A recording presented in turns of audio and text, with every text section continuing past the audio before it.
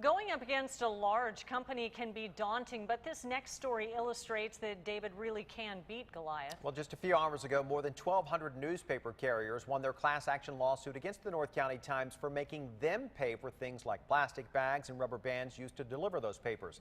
10 News anchor Itika Malanas joins us now with more on this story.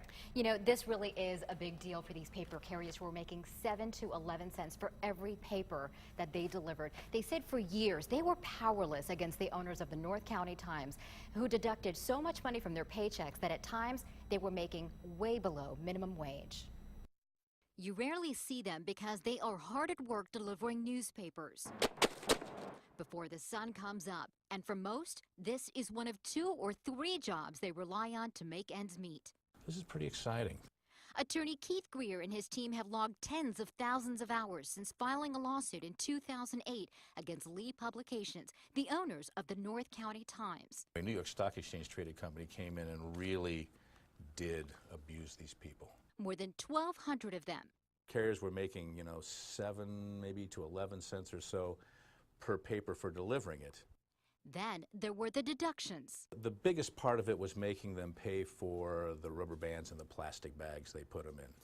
They charged them $6 a month for the right to fold the newspapers on their loading dock. If a customer complained about a missing paper, the carriers had $4 deducted from their checks, $5 if it was a Sunday.